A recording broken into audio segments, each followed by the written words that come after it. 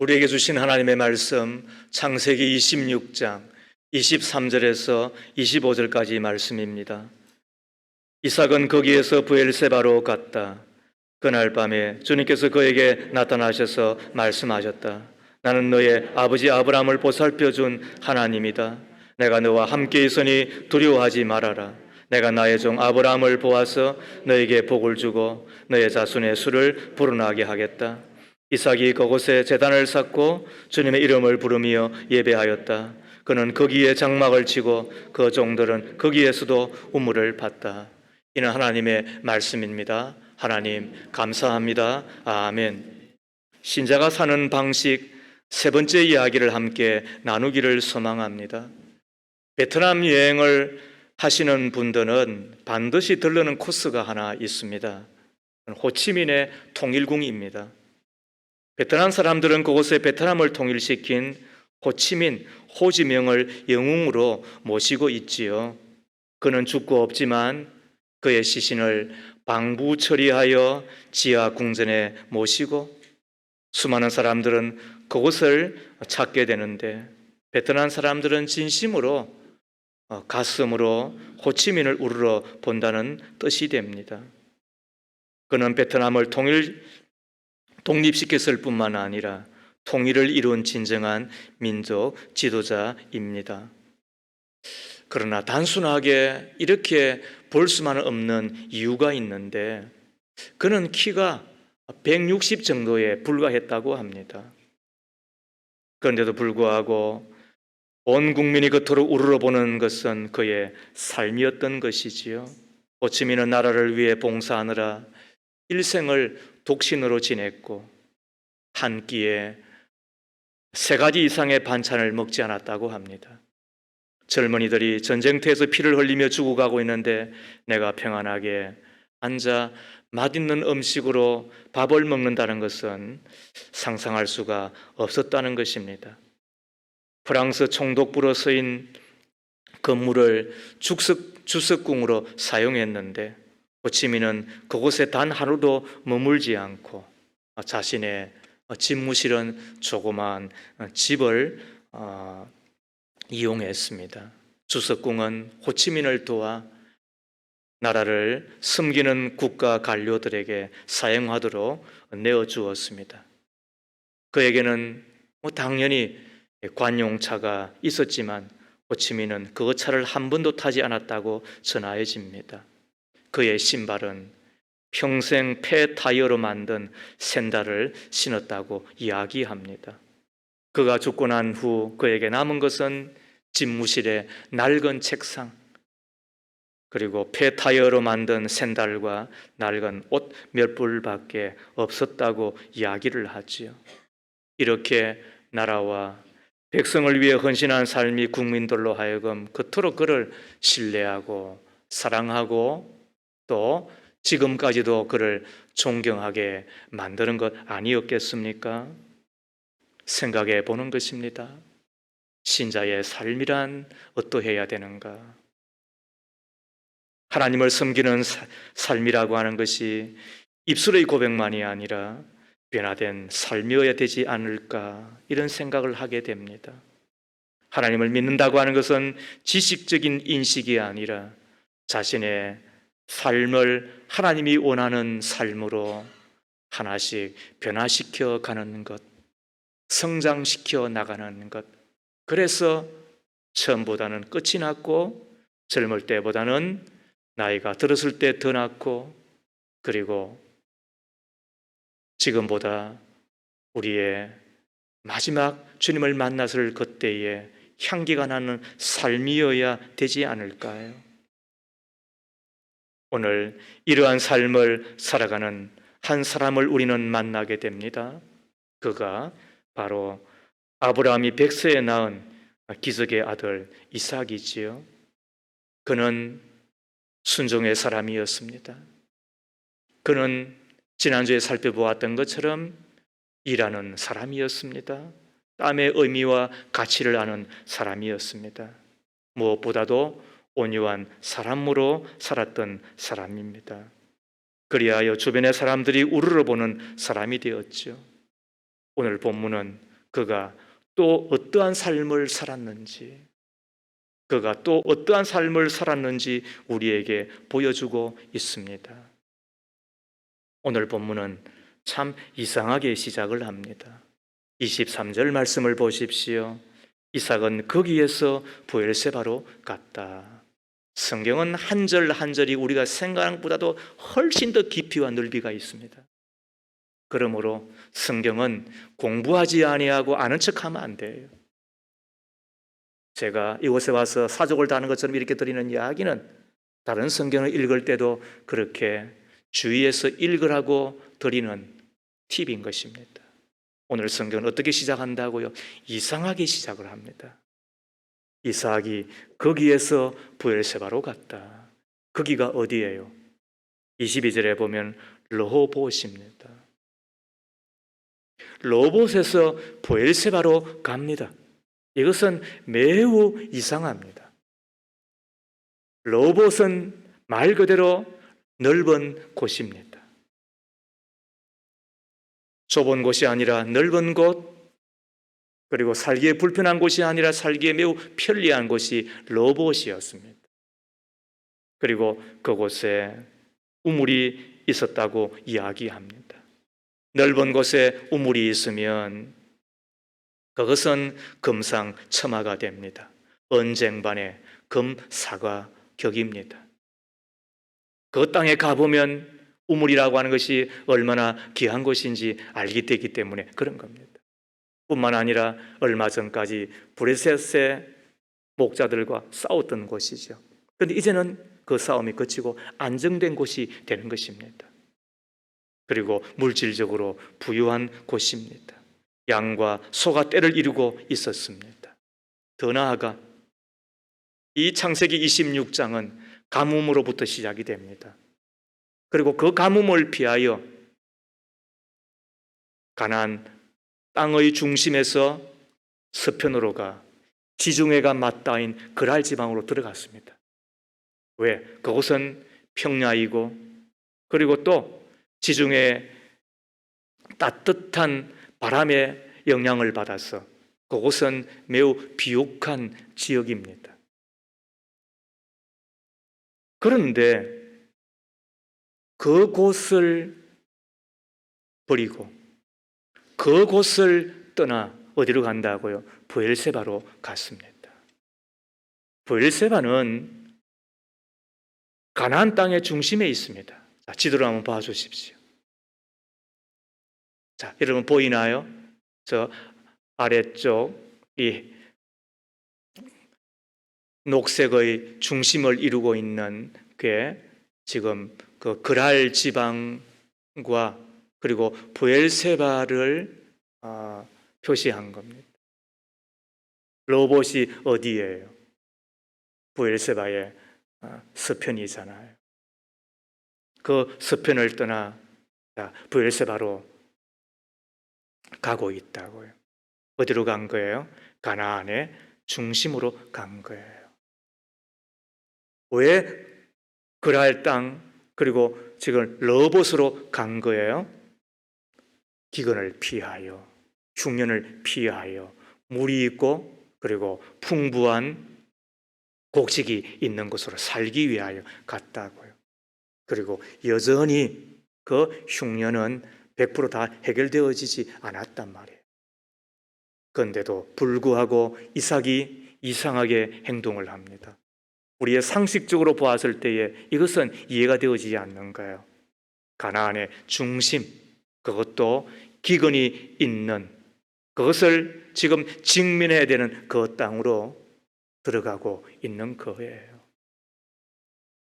보통의 사람 같으면 이렇게 하지 않죠. 그를 보고 너 바보 아니야? 너 축구지 그만해라고 이렇게 이야기하겠죠. 그런데도 이삭은 왜 이렇게 하고 있는 걸까? 우리는 이 대목에서 신자가 사는 방식 세 번째 이야기를 하고자 하는 것입니다. 첫 번째, 이삭은 하나님께로 가까이 가는 사람이기 때문에 그랬습니다. 이삭은 지금 어떻게 하는 사람이라고요? 하나님께로 더 가까이 가는 사람이었습니다. 브엘세바는 첫 번째 아버지 아브라함이 머문 곳입니다. 창세기 22장 19절에 의하면 아브라함이 그의 종들에게로 돌아왔다. 그들은 브엘세바 쪽으로 길을 떠났다. 아브라함은 브엘세바에서 살았다 그랬습니다. 아브라함이 산 곳이 어디라고요? 브엘세바인 것입니다. 이삭이 그날 사람들과 갈등하며 살던 삶을 청산하고 아버지가 살던 약속의 땅으로 돌아왔습니다. 아버지 아브라함처럼 하나님과 함께 살겠다는 것입니다. 그래서 그는 브엘세바로 간 것입니다.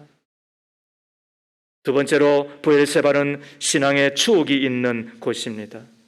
창세기 21장 33절에 아브라함은 브엘세바에 에셀나무를 심고 거기에서 영생하시는 주 하나님의 이름을 부르며 예배를 드렸다.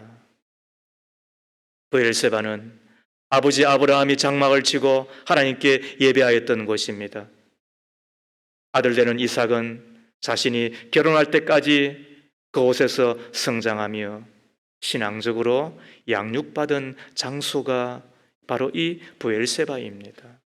그런 의미에서 브엘세바는 이삭에게 있어서 신앙의 아름다운 추억이 스며 있는 곳입니다.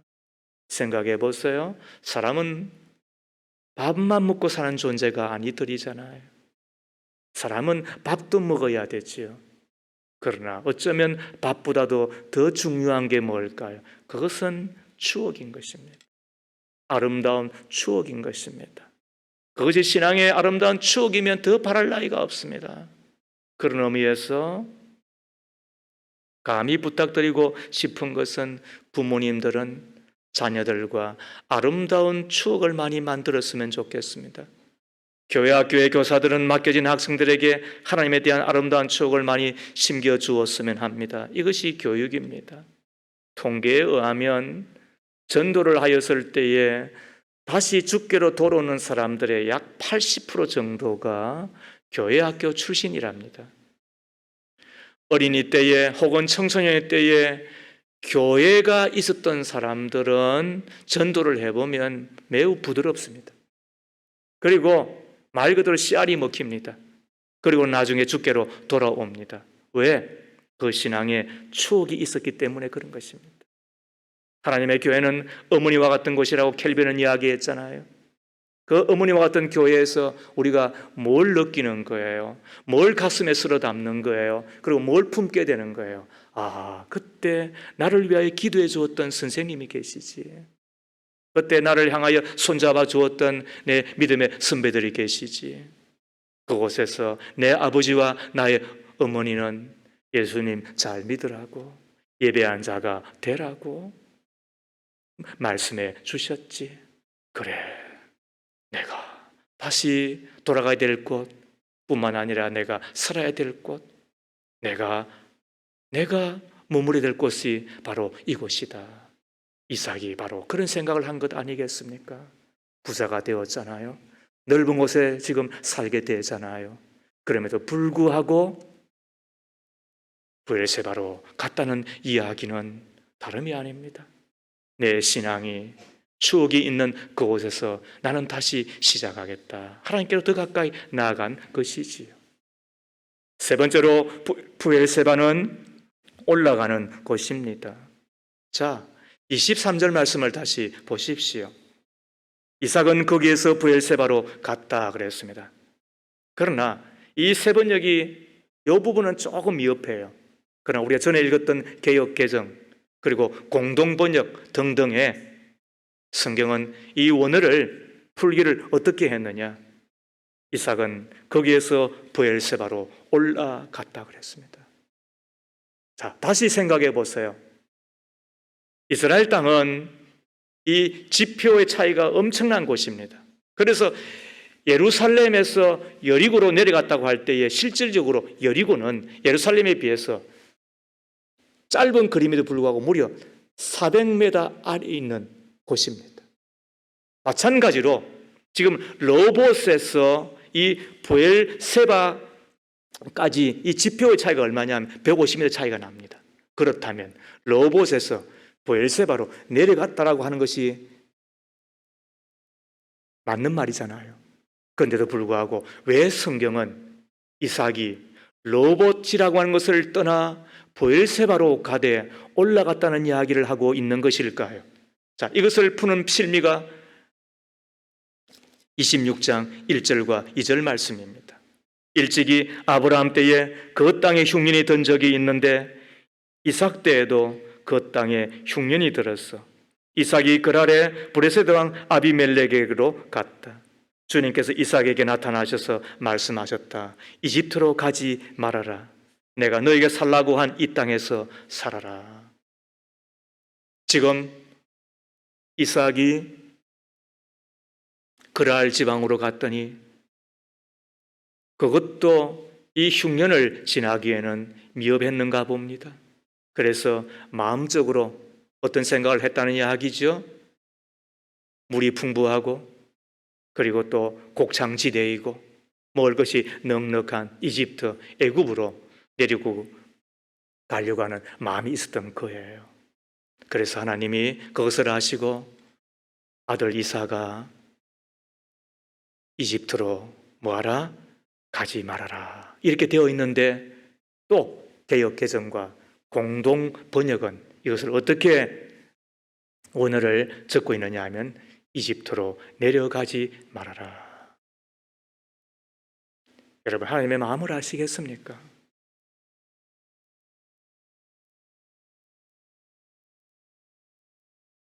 하나님과 멀어지는 것을 하나님은 내려가는 것이라고, 하나님과 가까워지는 것을 하나님께서는 올라가는 것이라고 그렇게 영적으로 적고 있는 것입니다.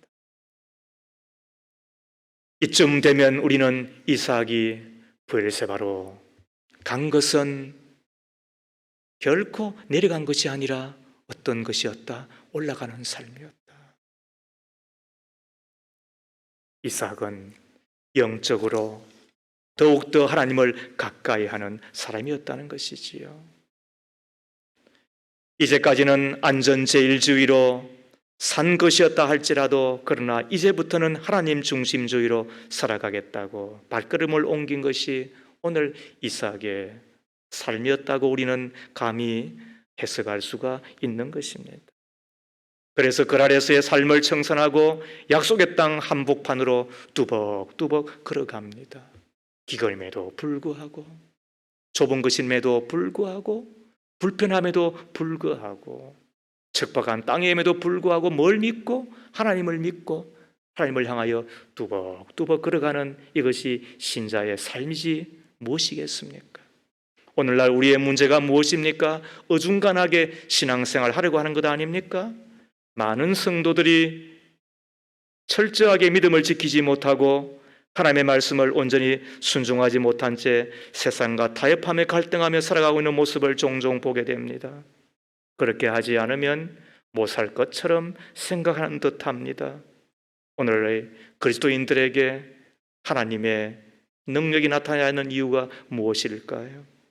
우리가 다 알아서 타협하고 적당에 맞춰서 살아가다 보니까 더 이상 하나님이 해줄 것이 없는 것은 아닐까요? 오늘 주께서 우리에게 원하는 것이 있다고 한다면 그것은 어중간한 삶을 청산하고 오직 주님, 오직 주의 은혜를 의지하고 주께로 더 가까이 가는 것 아니겠느냐 이 말입니다. 그때 하나님의 기적이 나타나죠. 24절을 보십시오. 그날 밤에 주님께서 그에게 나타나셔서 말씀하셨다. 나는 너의 아브라함을 보살펴준 하나님이다. 내가 너와 함께 있으니 두려워하지 말아라. 내가 나의 종 아브라함을 보아서 너에게 복을 주고 너의 자손의 수를 불어나게 하겠다. 두 가지를 약속합니다. 내가 너를 보살펴 주겠다. 저는 이것이 너무너무 좋습니다. 내가 너를 보살펴 주겠다. 내 아버지 아브라함을 보살펴 준 나이니까 그런 뜻이잖아요. 뿐만 아니라 이 땅과 함께 너에게 자손의 수가 많아지게 하겠다. 제가 1991년 신학교를 마치고 이제 전임 사역을 막 시작하려고 할 때 갑자기 주께서 가라라는 그런 말씀을 하세요. 금요 기도를 인도하고 그리고는 개인 기도 시간에 제가 앞으로 나와서 이 강단 아래에서 무릎을 꿇고 기도를 하는데 세미하지만은 그러나 분명하게 가라 그러는 거예요.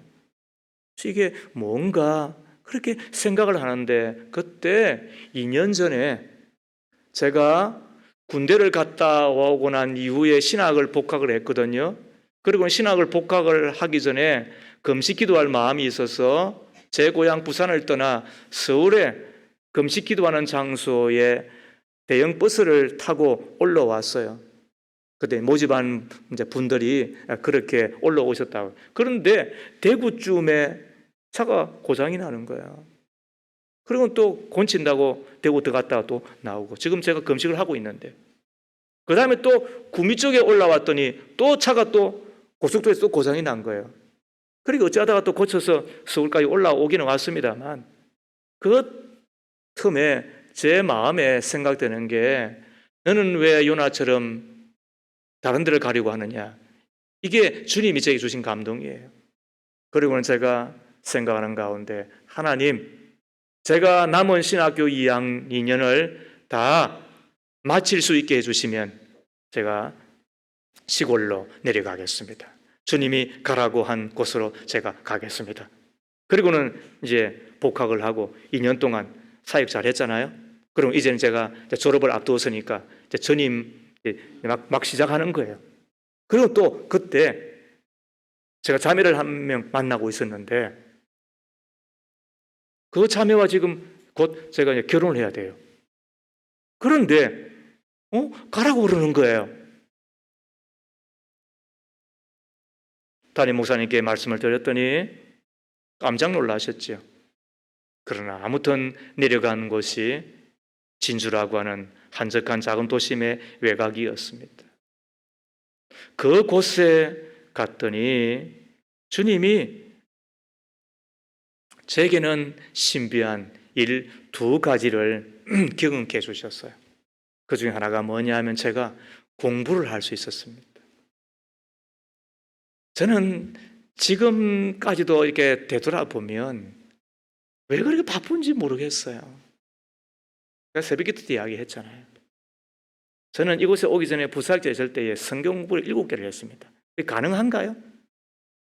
주일 설교 외에는 수요 예배, 금요 기도회, 그 다음에 또 대학부 설교까지 합치면 어떤 때는 3번, 기본적으로 2번을 했습니다.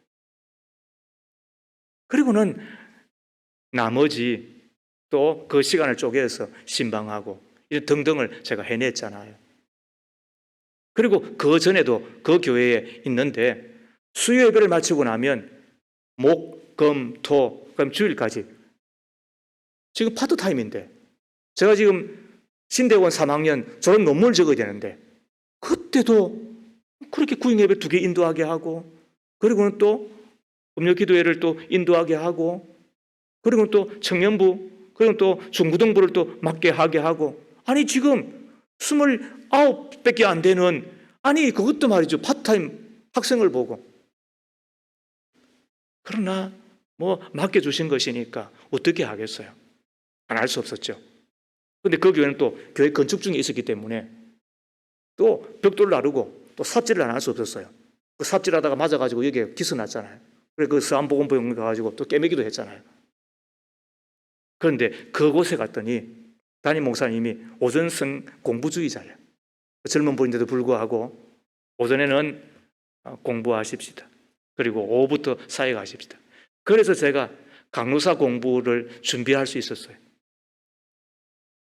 그 또 하나가 뭐냐 하면 제가 한 자매를 만나서 결혼을 하자고 했다고 그랬잖아요. 지금 생각하면 저에게 뭐 절이 있습니까? 집이 있습니까? 그 무모하게 결혼을 하자고 했으니 그 자매는 아마 뭔가 뭐 많이 준비했는가 봐 이런 생각을 했는지 모르겠지만 뭐가 있어요? 저는 주의 종은 하나님이 책임지신다. 그러므로 손 벌려서는 안 된다는 것이 저의 생각이었으니까. 그리고 막상 결혼할 때도 저는 아무것도 부모로부터 이름도 안 받았어요. 그냥 시작을 했어요. 그런데 그곳에 갔더니 집이 있는 거예요. 사택. 비가 오면 뱀이 스물스물 지나가고, 그럼 자는데 위에서 지네가 확 떨어져가지고 깜짝 놀래고, 그리고 또 어느 날은 이 주방의 이 조그만 창문 쪽으로 들어와가지고 집에 있는 저금통 확 가져가 버리고, 그리고 밤에 말이죠, 이렇게 손을 내가 이렇게 열면은 그냥 문이 열리는 장우집 문이고. 그런데도 불구하고 그곳에 사택이라고 주어진 거예요. 그래서 결혼을 할 수가 있었어요. 재미나게 사역했죠. 그런데 한 8개월쯤 지나니까 올라올 수 있겠느냐, 그렇게 서울에서 제안이 들어온 거예요.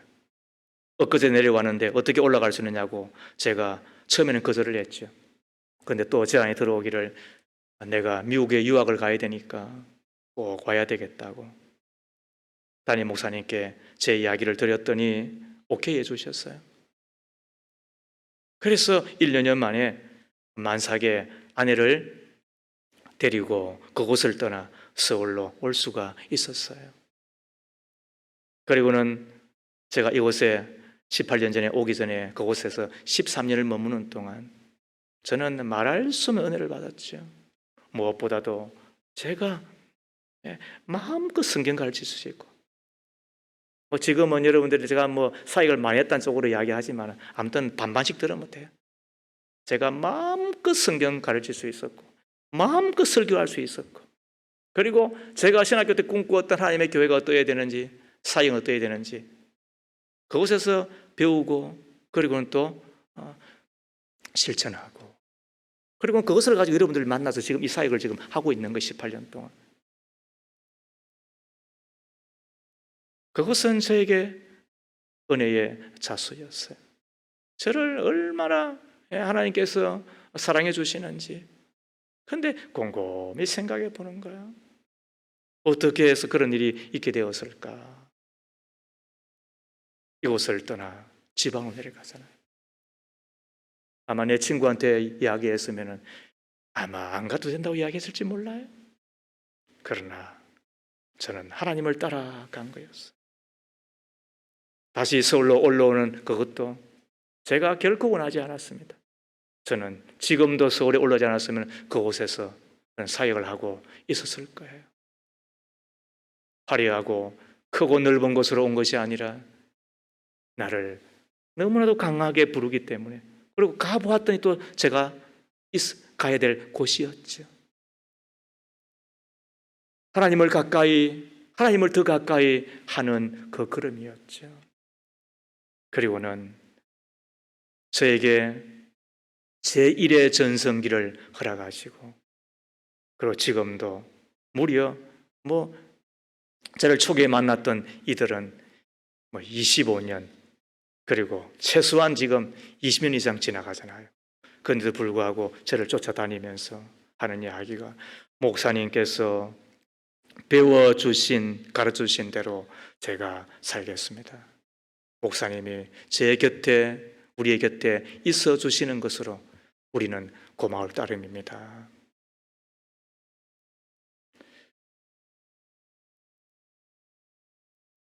매우 부끄러운 이야기지만, 그러나 제 아들들이 하나님의 교회 앞에서 목사의 아들로 충격받지 않고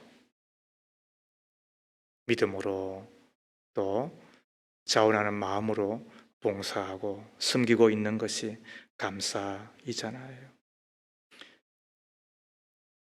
저에게 성공했느냐라고 물어보신다면, 그렇게 묻는 분에게는 조심스러운 대답이겠지만 제 스스로에게 이야기할 수 있는 것은 나는 아쉬움이 없다. 나는 하나도 아쉬움이 없다. 나는 주님 앞에 부름을 받아 내 젊음을 드렸고, 그리고 내 청춘을 드렸고, 내 인생을 드렸는데, 그러나 내가 드린 것보다도 하나님은 나에게 더 좋은 것을 주셨다라고 감히 말씀드릴 수밖에 없어요. 이유는 단 한 가지예요. 내가 깨부리지 아니하고 잔물이 굴리지 아니하고 하나님을 따라갔더니, 하나님을 더 가까이 하였더니 이삭에게 주신 이 축복이 나의 것이 되었다라고 말할 수밖에 없는 거잖아요. 하나님을 가까이 하는 자가 되십시오. 하나님을 더 가까이 한 자가 되십시오. 그것이 로봇을 떠나는 곳이라 할지라도 떠나십시오. 브엘세바로 올라가야 되는 곳이라 할지라도 올라가십시오. 그리하여 하나님을 만나 하나님과 함께 춤을 추는 축제 인생, 잔치 인생을 살아간 저와 여러분 되기를 주의 이름으로 축복합니다. 두 번째로, 이삭은 예배하는 사람일 뿐만 아니라 우선으로 예배하는 사람이었습니다. 자, 브엘세바에 와서 이삭이 무엇을 하고 있나요? 25절을 보세요. 이삭이 그곳에 제단을 쌓고 주님의 이름을 부르며 예배하였다. 그는 거기에 장막을 치고 그의 종들은 거기에서도 우물을 팠다. 성경은 짧은 기지만은 그러나 성경은 절대로 문장이 아닙니다. 성경은 모든 것이 신학적으로 문장 하나, 글자 하나하나가 뜻이 있고 의미가 있는 겁니다. 자, 이삭이 먼저는 무엇을 해요? 제단을 쌓고,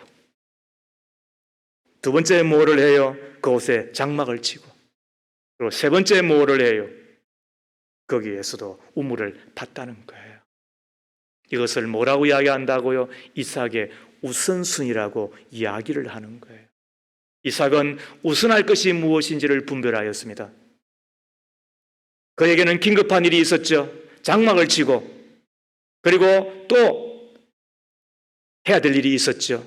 우물을 파는 것이. 그렇게 해야만 가족이 사는 것이고, 그렇게 해야만 지금 이곳에 머물 수 있으니까. 그런데 이삭은 그 모든 긴급한 일, 그리고 급한 일을 안 했다는 것이 아니라 우선적으로 한 것이 뭐라고요? 그는 제단을 쌓고 여호와의 이름을 부르며 예배하였다. 이것이 뭐라고요? 이것이 신자의 우선순위의 삶이라고 이야기하는 거예요. 한번 생각해 보십시오. 여러분 아침에 일어나셔서 제일 먼저 무엇을 하십니까? 여러분은 기쁜 일이 생겼을 때 무엇을 먼저 하십니까? 그리고 슬픈 일이 일어났을 때에 무엇을 먼저 하십니까? 성공을 거두었을 때 여러분들은 무엇을 먼저 하십니까? 혹은 원치 않는 실패가 있었을 때 여러분들은 무엇을 먼저 하십니까? 성경이 가르치는 바는 무엇입니까? 고난당한 자가 있느냐? 저는 뭘 하라고 이야기하였습니까? 질병을 당한 자는 무엇을 먼저 하라고 이야기하고 있습니까? 더 나아가 즐거운 일을 만났을 때 무엇을 먼저 하라고 이야기하고 있습니까? 성공한 사람들은 한결같이 시간 관리를 잘하는 사람들입니다. 스티븐 컵이라고 하는 사람은 성공한 사람들의 7가지 습관이라고 하는 그 유명한 책을 적었죠. 그리고 우리 가운데 일러주고 있는 교훈 하나가 있습니다. 성공한 사람들은 소중한 일을 먼저 하더라는 것입니다. 그런데 우리는 바쁜 일상 가운데 바쁘다는 이유로 하나님의 뜻하고는 상관이 없이 살아갈 때가 너무나도 많이 있습니다. 그러나 예수님은 항상 긴급한 일보다 소중한 일, 중요한 일을 먼저 하셨습니다. 때로는 사람들이 예수님이 있는 곳으로 찾아 몰려왔지만 예수님은 그 자리를 피하여 산으로 들어가셨습니다. 그리고 그 한적한 곳에서 하나님 아버지와 친밀한 사귐을 가지셨죠. 기억하셔야 됩니다. 예수님은 사람들의 요청을 다 들어주지 않았습니다. 영성 관리를 하려면, 내 믿음을 관리하려면, 믿음으로 잘 살려면 거절하는 법을 배울 줄 알아야 됩니다. 여행 가자고 해서 다 여행 가는 거 아닙니다. 식사하자고 해서 다 식사하는 거 아닙니다. 전화가 와도 무리한 특별한 경우를 빼놓고는 우리가 거절하는 법도 배우셔야 됩니다. 특별히 긴급하고 총각을 다툰다고 이야기하지요. 그러나 지나고 나면 그다지 목숨과 관련되어 있는 일 아닙니다. 그런데도 불구하고 우리는 쇼핑에 늘 혈안이 되어 있고, 전화 받는 일에 혈안이 되어 있고, 카톡 그러면 예배 시간에도 말이죠, 그거 뒤다본다고. 그럼 예배 시간인데도 불구하고 스마트폰에 말이죠, 아직도 여전히 마음이 빼앗겨 있고. 여러분, 지나고 나면 다 부끄러운 것입니다.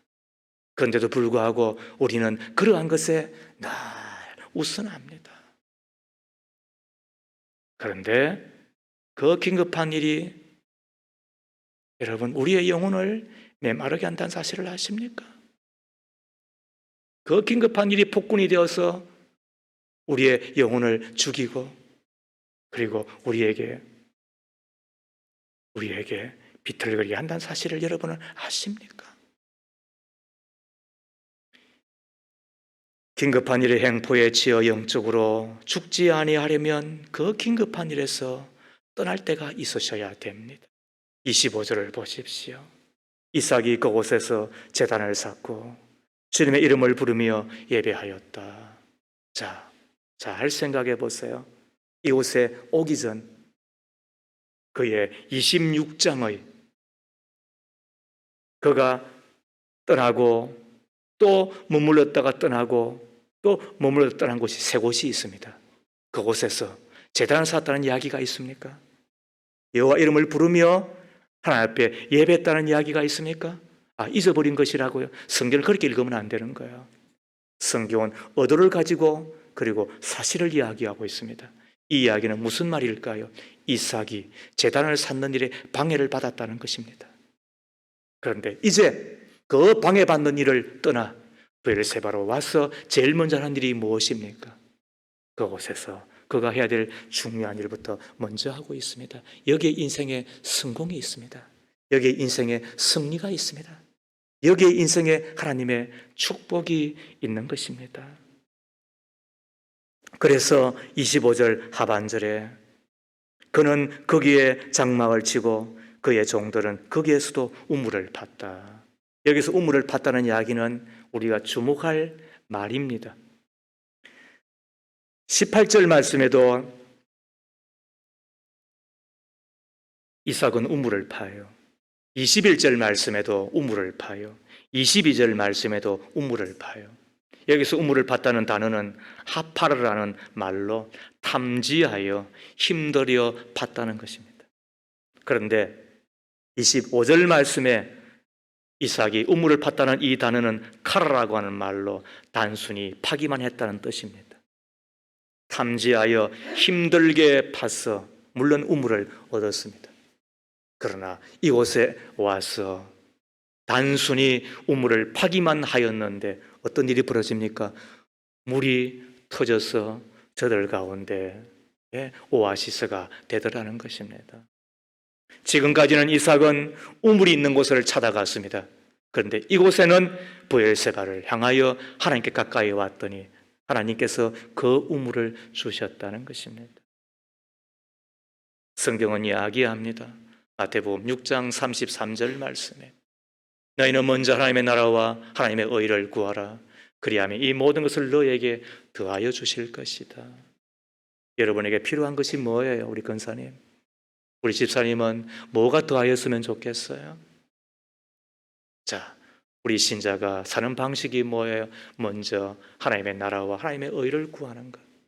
이것의 뜻이 뭐냐 하면 하나님과 좋은 관계를 맺고 그 다음에 하나님의 일을 먼저 하는 것입니다. 그때 하나님은 내가 필요로 하는 것, 내가 있었으면 좋은 것, 그것을 더하여 주시겠다, 보너스로 주시겠다는 것이지요. 이것이 미국의 나라를 세운 청교도들이 받았던 축복인 것입니다. 미국의 청교도들은 그곳에 신앙의 자유, 마음껏 성경을 읽으며 하나님을 찬송하며 자유롭게 예배하기를 원하여 영국을 떠나 플리머스라고 하는 그 신대륙, 지금의 뉴욕 그 위쪽에 저들이 당도하잖아요. 그리고는 제일 먼저 하나님 앞에 저들은 감사의 예물을 드려 추수감사 예배를 드렸고, 그리고 저들은 살만한 그 마을을 정하였을 때 제일 먼저 한 일이 뭐냐? 하나님의 교회를 세우는 것이었어요. 그리고 또 저들에게 나오는 제일 똑똑한 아이가 나오면 저들은 하나님 앞에 목사로 그리고 사역자로 살기를 바라였습니다. 우리는 조금 다르잖아요. 첫째 나오면 판사, 검사 혹은 의사. 그 두 번째 나오면은 사업가. 그죠? 세 번째는요, 정규직 직원. 그리고 네 번째 나오면 어떻게 해요? 너는 목사나 될래? 이렇게 이야기하잖아요. 하나님 앞에 인색한 우리들이에요. 그러나 저들은 하나님 앞에 후하게 드렸을 뿐만 아니라 가장 중요한 것을 드리는 사람이었어요. 그리고 지금의 하버드라든지 또 혹은 등등의 그 유명한 대학교는 다 신학교에서 출발했던 거 여러분 이 정도는 알고 계시지요?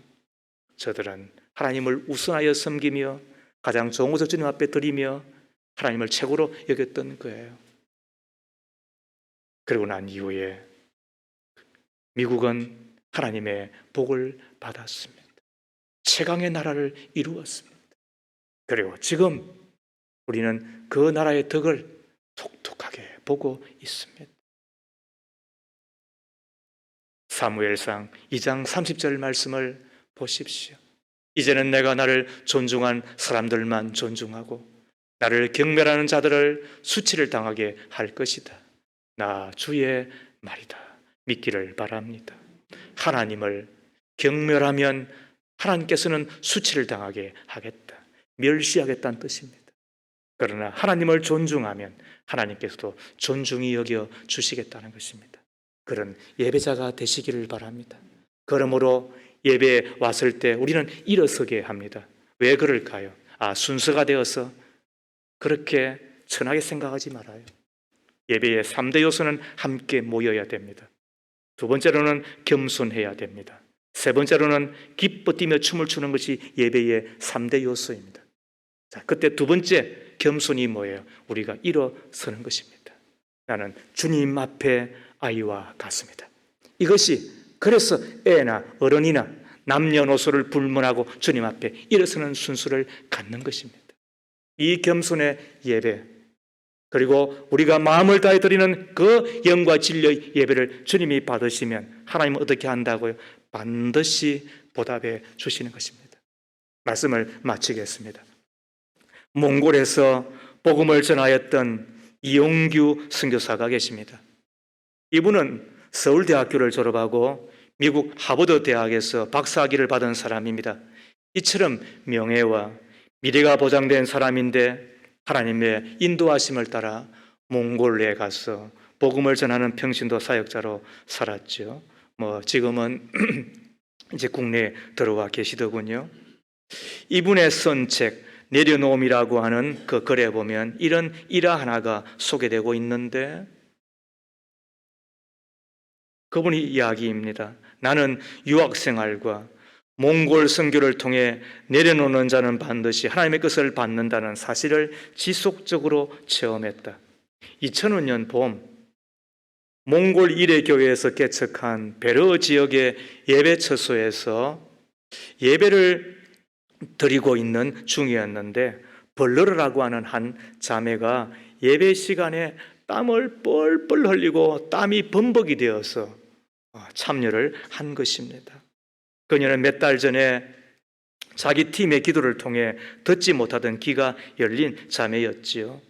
예배 몇 시간 전에 돌보던 소가 도망을 가버린 거예요. 그래서 그 소를 찾으려고 이리저리 사방을 헤매면서 땀을 뻘뻘 흘렸는데 시간을 보니까 예배 시간.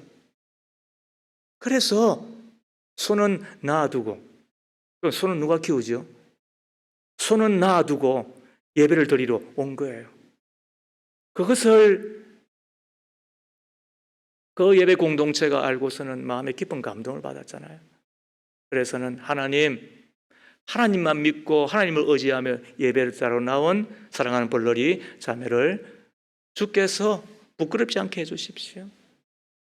하나님께서 그 예배를 받으시고 하나님께서 기억해 주십시오. 그렇게 간절하게 기도를 드린 겁니다.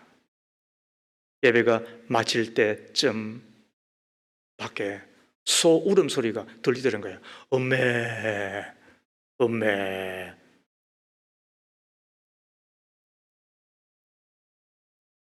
자기 손은 아는가 봐요. 보았더니 그 잃었던 소가 어디로 가야 되는 거예요? 본래는 집에 가야 되잖아요. 그런데 이놈은 자기 주인이 예배드리는 그 자리에 왔더라는 거예요. 이 이용기 선교사가 적은 글을 들어보십시오. 소가 아닌 예배의 기쁨을 선택한 소녀는 예배와 소 두 가지를 함께 얻었다. 믿기를 바랍니다. 그렇습니다. 하나님은 결코 우리를 실망케 하지 않으십니다. 하나님은 살아계신 분이십니다. 하나님은 지금도 우리의 예배를 받으시는 분이십니다. 부엘세바로 올라갈 수 있기를 바랍니다. 하나님이 계신 곳으로 올라갈 수 있기를 바랍니다. 내 신앙의 추억이 있는 하나님의 교회와 어머니 품과 같은 믿음의 공동체로 올라갈 수 있는 자가 되기를 주의 이름으로 축복합니다. 내려가던 자가 올라간 자가 되기를 바랍니다. 바로 그곳에서 우선적으로 나는 예배하며 살리라, 나는 여호와 이름을 부르며 기도하며 살리라, 내 하나님께 나는 영과 진리로 예배하며 살리라, 내 하나님의 살아계심을 나는 존중히 여기며 살아가리라.